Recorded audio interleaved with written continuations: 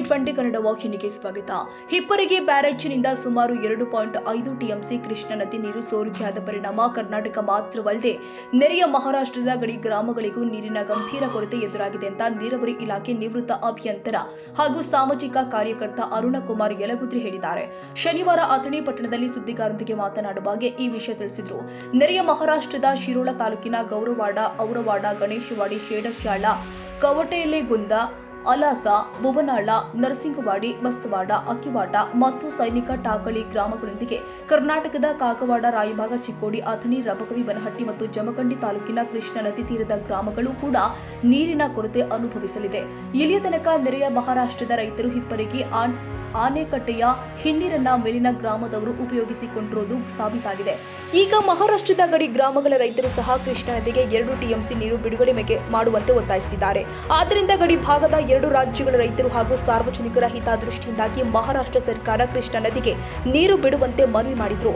ಈ ಕುರಿತಂತೆ ಮಾಜಿ ಉಪಮುಖ್ಯಮಂತ್ರಿ ಅಥಣಿ ಶಾಸಕ ಲಕ್ಷ್ಮಣ ಸವದಿ ಅವರು ಕೂಡ ಘಟಪ್ರಭಾ ಹಾಗೂ ಮಹಾರಾಷ್ಟ್ರದಿಂದ ಕೃಷ್ಣೆಗೆ ನೀರು ಬಿಡಿಸುವಂತೆ ಕುರಿತಂತೆ ಅಧಿಕಾರಿಗಳೊಂದಿಗೆ ಮಾತುಕತೆ ಮಾಡಿ ಖಂಡಿತವಾಗಿಯೂ ಕೂಡ ನೀರು ಬಿಡಿಸುವ ಬಗ್ಗೆ ಲಕ್ಷ್ಮಣ ಸವದಿ ಭರವಸೆ ಕೊಟ್ಟಿದ್ದಾರೆ ಎಂದಿದ್ದಾರೆ. ಆಕಸ್ಮಿಕವಾಗಿ ಹಿಪ್ಪರಗಿ ಬ್ಯಾರೇಜಿನ 22ನೇ ಗೇಟ್ ಕಟ್ಟಾದ ಪರಿಣಾಮ ಈ ಭಾಗದ ಕೃಷ್ಣಾ ನದಿಯಲ್ಲಿ ಸುಮಾರು 7 ರಿಂದ 8 ಅಡಿಗಳಷ್ಟು ನೀರಿನ ಮಟ್ಟ ಇಳಿಕೆ ಕಂಡುಬಂದಿದೆ.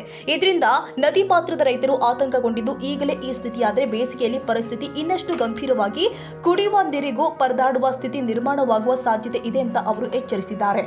ಈ ಹಿನ್ನೆಲೆ ಮಹಾರಾಷ್ಟ್ರ ಸರ್ಕಾರವು ತನ್ನ ರೈತರ ಹಿತ ಕಾಪಾಡುವ ಜೊತೆಗೆ ಗಡಿ ಭಾಗದ ಕರ್ನಾಟಕದ ಗ್ರಾಮಗಳಿಗೆ ಕುಡಿಯುವ ನೀರಿನ ಕೊರತೆ ಉಂಟಾಗದಂತೆ ಕೊಯ್ನಾ ಜಲಾಶಯದಿಂದ ಕೃಷ್ಣಾ ನದಿಗೆ ನೀರು ಹರಿಸಬೇಕು ಅಂತ ಅರುಣಕುಮಾರ್ ಯಲಗುತ್ರಿ ಮನವಿ ಮಾಡಿದ್ದಾರೆ. ಕಳೆದ ಮಂಗಳವಾರ ಜನವರಿ 6ರಂದು ಹಿಪ್ಪರಗಿ ಬ್ಯಾರೇಜಿನ 22ನೇ ಗೇಟು ಕೊಚ್ಚಿಕೊಂಡು ಹೋದ ಮೂಲಕ ಸುಮಾರು 2.3 ಟಿಎಂಸಿ ನೀರು ಕೆಳಭಾಗಕ್ಕೆ ಹೋಗಿರುವುದು.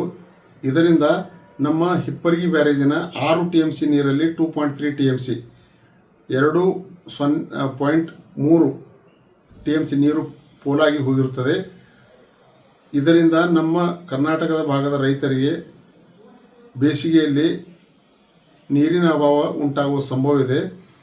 ಆದರೆ ನಾವು ಹಿಪ್ಪರಗಿ ಬ್ಯಾರೇಜಿನಲ್ಲಿ ಸಂಪೂರ್ಣವಾಗಿ ನೀರು ಹಿಡಿದಾಗ ನಮ್ಮ ಹಿಪ್ಪರಗಿ ಬ್ಯಾರೇಜಿನ ಹಿನ್ನೀರು ಮೈಸಾಳ ಬ್ಯಾರೇಜ್ವರೆಗೆ ಹೋಗಿ ನಿಲ್ಲುತ್ತದೆ. ಮಹಾರಾಷ್ಟ್ರದ ಕುರುಂದವಾಡ್, ಔರವಾಡ್, ದಾನವಾಡ್, ದತ್ವಾಡ್, ಗೌರವಾಡ್, ಕವಟೆಗುಲಂದ್ ಈ ಎಲ್ಲ ಗ್ರಾಮಗಳಲ್ಲಿ ಕೂಡ ಮಹಾರಾಷ್ಟ್ರದಲ್ಲಿ ಕೂಡ 8 ಫೂಟ್ ನೀರು ಕಡಿಮೆಯಾಗಿ ಅವರಿಗೂ ಕೂಡ ತೊಂದರೆಯಲ್ಲಿದ್ದಾರೆ. ಪ್ರತಿ ವರ್ಷ 2004ರಿಂದ ನಾವು ನೀರು ಸಂಗ್ರಹಣೆ ಪ್ರಾರಂಭ ಮಾಡಿದ್ದೇವೆ ಹಿಪ್ಪರಗಿ ಬ್ಯಾರೇಜಿನಲ್ಲಿ. ಪ್ರತಿ ವರ್ಷ ನಮ್ಮ ಮಹಾರಾಷ್ಟ್ರದವರು ನಮ್ಮ ನೀರನ್ನು ಉಪಯೋಗಿಸುತ್ತಿರುವುದರಿಂದ ನಾನು ಮಾನವೀಯತೆ ದೃಷ್ಟಿಯಿಂದ ಉಪಯೋಗಿಸಿದ ನೀರನ್ನು ಅವರು ಹಿಂದಿರುಗಿಸಿ ಕೊಯ್ನಾ ಡ್ಯಾಮ್ ಅಥವಾ ವಾರಣಾ ಡ್ಯಾಮ್ದಿಂದ ನಮಗೆ ನೀರನ್ನು ಬಿಡುಗಡೆ ಮಾಡಬೇಕೆಂದು ನಾನು ಅವರನ್ನು ಕೇಳಿಕೊಳ್ತೇನೆ. ಸಿದ್ದಯ್ಯ ಹಿರೇಮಠ್, ಟಿವಿ20 ಕನ್ನಡ, ಅಥಣಿ.